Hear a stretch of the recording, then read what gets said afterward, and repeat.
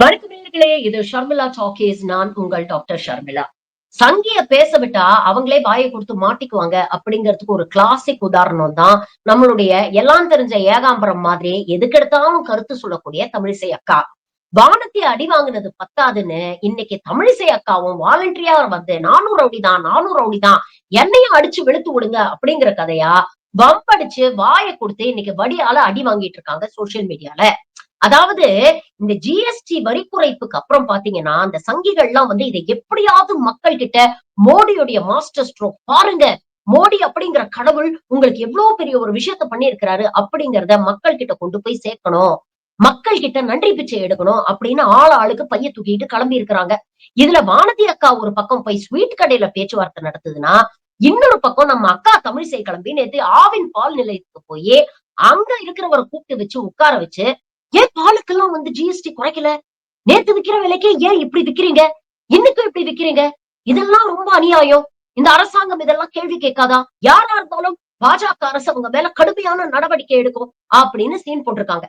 இதுல உண்மை என்ன அப்படிங்கறத பாத்தீங்கன்னா, ஃப்ரெஷ் மில்க்குக்கு என்னைக்குமே ஜிஎஸ்டி கிடையாது. இந்த அடிப்படை விஷயம் கூட நம்ம அக்கா தமிழிசைக்கு தெரியல. பால்ல இருந்து தயாரிக்கக்கூடிய பொருட்கள், அதாவது பன்னீர், வெண்ணெய், இப்படி மதிப்பு கூட்டப்பட்ட பொருட்கள் தயாரிக்கிறாங்க இல்லையா? அது போன்ற பொருட்கள், ஐஸ்கிரீம் இது போன்ற பொருட்களுக்கு மட்டும்தான் ஜிஎஸ்டி உண்டு. ஃப்ரெஷ் மில்க்குக்கு என்னைக்குமே ஜிஎஸ்டி கிடையாது. ஆனா இந்த அடிப்படை அறிவு கூட இல்லாத தமிழிசை நேத்துக்கு தேவையில்லாம திமுக அரசை விமர்சனம் பண்றோம் அப்படிங்கிற பெயர்ல வாய கொடுத்து இன்னைக்கு வம்படியா வாங்கி கட்டிக்கிட்டு இருக்கிறாங்க. நம்ம அக்கா தமிழிசை எந்த அளவுக்கு எதுகை மோனையோட பேசுவாங்க, எந்த அளவுக்கு பஞ்ச் டயலாக் விடுவாங்க அப்படிங்கறதெல்லாம் நமக்கு நல்லா தெரியும். காங்கிரஸ் ஆட்சி காலத்துல பெட்ரோல் ரூ. 70 வித்துக்கிட்டு இருக்கும் போது இந்த அம்மா பேசின பேச்ச கொஞ்சம் கேளுங்களேன். டீசல் விலை திடுக்கிட வைக்கிறது, பெட்ரோல் விலை பயமுறுத்துகிறது, கேஸ் விலை கவலைப்பட வைக்கிறது. இவ்ளோ நீட்டி முழக்கி பேசுது இல்ல இந்த அம்மா. கடந்த 4-5 வருஷமா கச்சா எண்ணெயோடைய விலை உலக அளவில் சந்தையில் மிகவும் குறைந்துள்ளது. இத்தனைக்கும் ரஷ்யா கிட்ட இருந்து கம்மியான விலைக்கு கச்சா எண்ணெயை நம்ம வாங்கிக்கிட்டு இருக்கோம். பெட்ரோல் டீசல் விலை ஏறும் போது இதே அரசு என்ன காரணம் சொல்லுச்சு? கச்சா எண்ணெயோட விலை ஏறிடுச்சு. எண்ணெய் நிறுவனங்கள் தான் வந்து விலையை தீர்மானிக்குது. அதனால இதுல நாங்க எதுவும் பண்ண முடியாது அப்படின்னு பேசுறாங்க. ஆனா என்ன மந்திரமோ என்ன மாயமோ தெரியல. எலெக்ஷனுக்கு ஒரு 6 மாசம் முன்னால ஆரம்பிச்சு பெட்ரோல் டீசல் விலையில அதே லெவல்ல மெயின்டைன் பண்ணுவாங்க. மாற்றமே வராது. இப்ப கச்சா எண்ணெயோட விலை குறைஞ்சிருக்குல்ல. அப்ப இந்த பெனிஃபிட்ட மக்களுக்கு கொடுக்கணும்ல. மறுபடியும் ரூ. 70 பெட்ரோல கொடுக்க முடியும்ல இந்த அரசால. ஆனா என்ன பண்றாங்க? குறைஞ்ச விலைக்கு கச்சா எண்ணெய வாங்கிட்டு 2-3 தனியார் நிறுவனங்கள் மோடியோடைய க்ளோஸ் தோஸ்துகளுக்கு அதை தூக்கி கொடுக்குறானுங்க. அவங்க என்ன பண்றானுங்க? அத சுத்திகரிச்சு வெளிநாடுகளுக்கு ஏற்றுமதி பண்றாங்க. அதுல பல லட்சம் கோடி லாபம் பாக்குறாங்க. இதற்கு வரிய போட்டு ஒன்றிய அரசும் கல்லா கட்டுது. ஆனா நாம இங்க உட்கார்ந்துகிட்டு இன்னமும் பெட்ரோலுக்கும் டீசலுக்கும் ரூ. 100 மேல அழுதுகிட்டு இருக்கோம். இதுல அட்லீஸ்ட் நல்ல தரமான பெட்ரோல் கிடைக்குதான்னு பாத்தீங்கன்னா இல்ல. அதுலயும் 20% எத்தனால கலப்படம் பண்ணி இன்னைக்கு நம்ம வண்டியோட என்ஜின் எல்லாம் பாழா போயிட்டு இருக்கு. இதுக்கு பேரு தான் சொந்த செலவுல சூனியம் வச்சுக்கிறதுங்கிறது. இப்படி இருக்கக்கூடிய சூழ்நிலையில தான் இந்த பாஜகல இருக்கிற பொம்பளை கூட்டம் எல்லாம் கிளம்பி ரோடா போகுது. எல்லா கடையிலையும் ஏறி இறங்கி மோடிக்கு நன்றி சொல்லுங்க, மோடிக்கு நன்றி சொல்லுங்க. நிதியமைச்சர் நிர்மலா சீதாராமன்ல ஆரம்பிச்சு இன்னைக்கு வானதி ஸ்ரீனிவாசன் வரைக்கும் எல்லாரும் மோடிக்கு நன்றி பிச்சை எடுத்துக்கிட்டு இருக்காங்க. அந்த அம்மா வேற போயிருக்கு. டெல்லியில ஒரு கடைக்கு போய் ஜிஎஸ்டி எல்லாம் குறைச்சிட்டோம். நேத்து இருந்த பில்ல காமிங்க, இன்னைக்கு இருக்கிற பில்ல காமிங்க. கேமரா ஜூம் பண்ணுப்பா. அதுக்கு ஒருத்தர் கீழே கமெண்ட் போட்டிருக்கிறாரு. அதை பார்க்கும்போது குபீர்னு சிரிப்பு வந்துருச்சு. இந்த வின்னர் படத்துல வடிவேல் முகத்துல ஆரத்திய கரைச்சு ஊத்துவாங்க தெரியுமா? அப்ப அவர் ஒரு டயலாக் சொல்லுவாரு.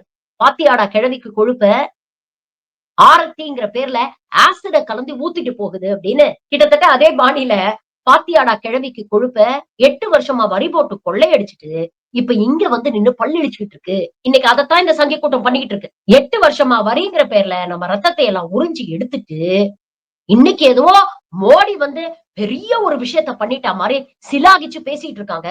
மோடி என்ன வராது வந்த மாமுனி மாதிரியும் ஒரு பெரிய வரப்பிரசாதத்தை எடுத்து நமக்கு கொடுத்தா மாதிரியும் பில்டப் பண்ணிட்டு இருக்கு இந்த கூட்டம். ஆனா இன்னைக்கு இருக்கக்கூடிய உண்மையான நிலைமை என்ன தெரியுமா? வானதி, தமிழிசை போன்றவர்கள்லாம் முதல்ல அதை புரிஞ்சுக்கணும். சில தரவுகள் சொல்றேன் கேளுங்க. இன்னைக்கே இந்த அரசாங்கம் திடீர்னு ஜிஎஸ்டி குறைப்ப கொண்டு வந்திருக்கே. 8 வருஷமா ஏழை எளிய மக்களை பத்தி கவலைப்படாத அரசாங்கத்துக்கும் நிர்மலா மாமிக்கும் திடீர்னு எங்க இருந்து கவலை வந்துருச்சு? வெங்காயம் பூண்டு விலை ஏறி போச்சு அப்படின்னா, நான் வெங்காயம் பூண்டெல்லாம் சாப்பிடுறது இல்லைங்க அப்படின்னு சொன்ன மாமிக்கு திடீர்னு என்ன கரிசனம்? அப்ப இந்த ஹெட்லைன்ஸ்க்கு பின்னால இருக்கக்கூடிய உண்மையான ஃபேக்ட் என்ன? இந்த ஜிஎஸ்டி 2.0 எதுக்காக கொண்டு வரப்பட்டிருக்கு? இத நாம தெரிஞ்சுக்கணும் இல்லையா? முதல்ல ஒரு விஷயத்த புரிஞ்சுக்கங்க. ஜிஎஸ்டி அப்படிங்கிறது மோடி கொடுத்த கிஃப்ட் இல்ல. இன்னைக்கு ஏழை எளிய நடுத்தர மக்கள் கிட்ட கன்சம்ஷனே குறைஞ்சிடுச்சு. வாங்கும் திறன் வெகுவாக குறைந்து விட்டது. இதனால நாட்டுடைய பொருளாதாரம் ரொம்ப ஸ்லோ ஆயிடுச்சு. எங்க இந்த பொருளாதாரம் திடீர்னு பிரேக் போட்டு நின்னுடுமோங்கிற பயத்துலதான் இந்த ஜிஎஸ்டி ரிஃபார்ம்ஸ் அப்படிங்கிற பேர்ல வரி குறைப்பு அப்படிங்கிற ஒரு நாடகத்தை இந்த அரசு ஆடிட்டு இருக்கு. இரண்டாவது முக்கியமான விஷயம், ட்ரம்ப் 50% டாரிஃப் சொல்லிட்டாரு. ஏற்கனவே ஐசியூல இருக்கக்கூடிய சிறு குறு நடுத்தர நிறுவனங்கள் எல்லாமே இந்த ட்ரம்புடைய டாரிஃப்னால ஒட்டு மொத்தமா இழுத்து மூடக்கூடிய அபாயம் வந்துருச்சு. அங்க இருக்கக்கூடிய லட்சக்கணக்கான ஏழை எளிய நடுத்தர மக்களுடைய வேலை வாய்ப்புக்கு இன்னைக்கு ஆபத்து வந்துருச்சு. அப்ப அதை எப்படி சரி செய்யறது அப்படிங்கிற ஒரு முயற்சியில தான் ட்ரம்ப் கொண்டு வந்த 50% டாரிஃப மேனேஜ் பண்றதுக்கு இந்த ஜிஎஸ்டி வரி குறைப்பை கொண்டு வந்திருக்காங்க. இதை ஏன் இந்த நேரத்துல செஞ்சிருக்காங்க? ஏன்னா செப்டம்பர் மாசத்துக்கு அப்புறம் பாத்தீங்கன்னா தொடர்ந்து நிறைய ஃபெஸ்டிவல்ஸ் வரும். நவராத்திரி வந்துருச்சு, அடுத்தது தீபாவளி வரும், அதுக்கப்புறம் கிறிஸ்துமஸ் வரும். இப்படி தொடர்ந்து ஃபெஸ்டிவல்ஸ் வரதுனால மக்கள் பண்டிகை அன்னைக்கே கடனோ வாங்கி செலவு பண்ணுவாங்க. மக்கள் கையில கொஞ்சம் காசு புரளும். அப்படி இருக்கும் பொழுது நம்ம வரிய குறைச்சாதான் மக்கள் பொருளாதாரத்தை பங்கெடுத்துக்க முடியும். எவ்வளவு நாள் தான் கார்ப்பரேட்டுகளையே நம்பி இருக்கிறது? கார்ப்பரேட்டுகள் தயாரிக்கக்கூடிய பொருட்களை வாங்குறதுக்கு மக்கள் இருக்கணும் இல்லையா? அப்ப அந்த மக்கள் கையில, நடுத்தர மக்கள் கையில கொஞ்சம் காசை கொடுத்தாதானே அவனுங்க வாங்குவாங்க. அப்படிங்கிற ஒரு எண்ணத்துல இந்த ஜிஎஸ்டி ரிஃபார்ம்ஸ் கொண்டு வந்திருக்காங்க. இது மூலமா நம்மளுடைய ஜிடிபி அட்லீஸ்ட் ஒரு 1% வளரும். எப்ப பார்த்தாலும் 5%, 6%க்குள்ளேயே சுத்திக்கிட்டு இருக்கே. ஒரு 1% ஆவது ஏறி 7%க்கு வராதா அப்படிங்கிற ஒரு நப்பாசை. ஏன்னா 5 ட்ரில்லியன் எக்கானமி, 5 ட்ரில்லியன் எக்கானமின்னு மோடி மேடைக்கு மேடை பேசுறாருல, அந்த 5 ட்ரில்லியன் எக்கானமியை உண்மையிலேயே நாம அச்சீவ் பண்ணணும்னா அதுக்கு 8% குறையாத ஒரு வளர்ச்சி இருக்கணும் ஜிடிபில. கான்ஸ்டன்டா அந்த 8% மெயின்டைன் பண்ணோம்னா தான் 5 ட்ரில்லியன் எக்கானமியை நம்மளால ரீச் பண்ண முடியும். ஆனா இங்க 5க்கும் 6க்கும் இடையே திண்டாடிட்டு இருக்கு. அப்போ எப்படியாவது இந்திய பொருளாதாரத்துக்கு ஒரு வைட்டமின் இன்ஜெக்ஷன் போட நினைக்குது இந்த அரசு. இந்த பொதுவா இந்த டாக்டர் எல்லாம் போய் நிறைய நான் வந்து அரசு ஆஸ்பத்திரியில டாக்டரா ஒர்க் பண்ணும்பொழுது நிறைய பேர் வருவாங்க. அவங்களுக்கு உடம்புல என்ன பிரச்சனை அப்படிங்கறத சொல்ல தெரியாது. கை கால்லாம் ஒரே குடைச்சலா இருக்கு, ஒரே டயர்டா இருக்கு, என்ன பண்றதுன்னே தெரியல அப்படின்னு சொல்லுவாங்க. அப்ப பொதுவா மருத்துவர்கள் வந்து என்ன பண்ணுவாங்க, ஊட்டச்சத்து கம்மியா இருக்கு, அதனால வைட்டமின் இன்ஜெக்ஷன் எடுத்துக்கோங்க அப்படின்னு சொல்லிட்டு அவங்களுக்கு ஒரு வைட்டமின் இன்ஜெக்ஷனை போட்டு சத்து மாத்திரை எழுதி கொடுப்பாங்க. பேஷண்ட் என்ன நினைப்பான், இந்த ஊசியை போட்டுக்கிறதுனால இந்த சத்து மாத்திரை எல்லாம் சாப்பிடறதுனால நம்ம அப்படியே சுறுசுறுப்பா ஆயிடுவோம் அப்படின்னு நினைச்சுப்பான். ஆனா உண்மையிலேயே அப்படிப்பட்ட எந்த பெரிய எஃபெக்டும் இருக்காது. அந்த பேஷண்ட் நம்ம கிட்ட வந்திருக்கிறான், அவனுக்கு ஏதாவது ஆசுவாசப்படுத்தணும், அவன் நம்புற மாதிரி ஏதாவது ஒரு விஷயம் செய்யணும் அப்படிங்கிறதுக்காக போடக்கூடியதுதான் இந்த வைட்டமின் இன்ஜெக்ஷன், சத்து மாத்திரை எல்லாம். இதனால உடம்புல அப்படியே பெரிய ஒரு மாற்றம் எல்லாம் வந்துரும் அப்படின்னு நினைக்கிறது வந்து எந்த அளவுக்கு அபத்தமோ அந்த மாதிரிதான் இருக்கு இவங்களோட ஜிஎஸ்டி 2.0 ரிஃபார்ம்ஸ். நோய்வாய்ப்பட்ட எக்கானமிக்கு சத்து மாத்திரை கொடுத்து வைத்தியம் பண்ண நினைக்குது இந்த அரசு. ஆனா உண்மையிலேயே பிரச்சனை என்ன அப்படிங்கறது பாத்தீங்கன்னா, இவங்க ஜிஎஸ்டிய 5% இல்ல 0%க்கு கொண்டு வந்தாலும் இங்க இருக்கக்கூடிய மக்களுக்கு செலவு பண்ண கையில காசு வேணும்ல. கையில ₹1 இருந்தா தானே அவனால செலவு பண்ண முடியும். இன்னைக்கு பாதி பேருக்கு அந்த டிஸ்போசபிள் இன்கமே இல்ல அப்படிங்கிறது தான் உண்மை. மிடில் கிளாஸ் உடைய இப்போ அத்தியாவசிய தேவை என்ன தெரியுமா? டாக்ஸ் கட் இல்ல, கிரெடிட் ரிலீஃப். நடுத்தர குடும்பங்கள், ஏழை எளிய குடும்பங்கள் பாதி பேர் இன்னைக்கு கடன்ல மூழ்கி இருக்காங்க. அந்த கடன்ல இருந்து அவங்களுக்கு ஏதாவது நிவாரணம் கிடைக்காதா, அந்த கடன் தள்ளுபடி ஆகாதா அப்படிங்கிற எதிர்பார்ப்புலதான் அவங்க இருக்காங்க. ஏன்னா வரவுக்குள்ள அவங்களால செலவை அடக்க முடியல. வருமானம் கடந்த 10 வருஷமா அப்படியேதான் இருக்கு, ஸ்டாக்னன்ட் சாலரிஸா இருக்கு. ஆனா இன்னொரு பக்கம் பொருட்களோட விலை இன்ஃபிளேஷன் அதிகமாயிடுச்சு. இன்னைக்கு அத்தியாவசிய செலவுகளுக்கு கூட கடன் வாங்கக்கூடிய நிலைமையில தான் பெரும்பாலான குடும்பங்கள் இருக்கு. அப்ப அத்தியாவசிய செலவுக்கே கடன் வாங்குறவன் எப்படி ஆடம்பர செலவு பண்ண முடியும்? அதற்கு முதல்ல அவன் கையில காசு வேண்டாமா? ஜிஎஸ்டி வரிய குறைச்சிட்டோம். அதனால இன்னைக்கு 2 வீலர் விலை கம்மி ஆயிடுச்சு, 4 வீலர் விலை கம்மி ஆயிடுச்சு, ஸ்மார்ட் டிவி விலை கம்மி ஆயிடுச்சு அப்படின்னு இந்த சங்கி கூட்டம் சோசியல் மீடியால மோடி புகழ் பாடிக்கிட்டு இருக்கு. உங்களுக்கு எல்லாம் வெக்கமா இல்லையா? இந்த நாட்டுடைய உண்மை நிலை என்ன அப்படிங்கறத நீங்க தெரிஞ்சுக்கணும் இல்லையா? இந்த நாட்டில் இருக்கக்கூடிய இந்தியர்கள் வாங்கி இருக்கக்கூடிய கடனுடைய மொத்த தொகை என்னன்னா கிட்டத்தட்ட 61 லட்சம் கோடியாம். இது நாளுக்கு நாள் அதிகரிச்சுக்கிட்டே இருக்கு. ஆனா இந்த கடன்ல இருந்து எங்களுக்கு ஏதாவது நிவாரணம் கொடுங்க, கடனை தள்ளுபடி பண்ணுங்க அப்படின்னு நீங்க கேட்டீங்கன்னா மாமி செவி சாய்க்க மாட்டாங்க. ஆனா அதே கோடி கோடியா சம்பாதிக்கக்கூடிய கார்ப்பரேட்டுகள் லோன வாங்கிட்டு திருப்பி கட்டலைன்னா வாரா கடன் சொல்லி கிட்டத்தட்ட 25 லட்சம் கோடி அவங்களுக்கு தள்ளுபடி பண்ணுவாங்க. இன்னைக்கு நாட்டுல இருக்கக்கூடிய 70% பர்சனல் லோன்ஸ் வந்து 25,000 ரூபாய்க்கு குறைஞ்சிருக்கு. அதாவது 25,000 ரூபாய் கூட கடன் வாங்கி செலவழிக்கக்கூடிய நிலைமையில இன்னைக்கு மக்கள் இருக்கிறாங்க. அத்தியாவசிய செலவுகளுக்கு கூட இன்னைக்கு கடன் வாங்குறாங்க. அந்த கடனை திருப்பி கட்டாதவங்களுடைய எண்ணிக்கை பாத்தீங்கன்னா கிட்டத்தட்ட 8% அப்படிங்கிறாங்க. அப்போ ஒரு பக்கம் அத்தியாவசிய செலவுக்கு கடன் வாங்குறாங்க, இன்னொரு பக்கம் வாங்குற கடனை அவங்களால திருப்பி செலுத்த முடியாம அந்த கடனை அடைக்கிறதுக்கு வேற ஒரு இடத்துல திரும்ப கடன் வாங்கிட்டு இருக்காங்க. இது எப்படின்னா கிரெடிட் கார்டுடைய நிலைமை இன்னும் மோசம். இந்த நாட்டுல கிட்டத்தட்ட 111 மில்லியன் பேர் கிரெடிட் கார்டு யூஸ் பண்றாங்கன்னு சொல்றாங்க. அதுல கிட்டத்தட்ட 25% பேரு ரிவால்வர்ஸா இருக்காங்க அப்படின்னு சொல்றாங்க. அதாவது மினிமம் டியூ இருக்கு இல்லையா, அத மட்டும் தான் கட்டுறாங்க. மாசம் மாசம் கிரெடிட் கார்டுல நீங்க மினிமம் டியூ மட்டும் கட்டிட்டு இருந்தீங்கன்னா மீதி இருக்கிற தொகைக்கு எவ்வளவு சதவீதம் வட்டி போட்டு உங்ககிட்ட இருந்து வசூல் பண்றாங்க தெரியுமா? இதுல இன்னொரு கவலை தரக்கூடிய விஷயம் என்னன்னா, ஏடிஎம்ல போய் கிரெடிட் கார்டு மூலமா கேஷ் வித்ட்ரா பண்ணி செலவழிக்கக்கூடியவர்களின் எண்ணிக்கை இன்னைக்கு அதிகமாயிடுச்சு.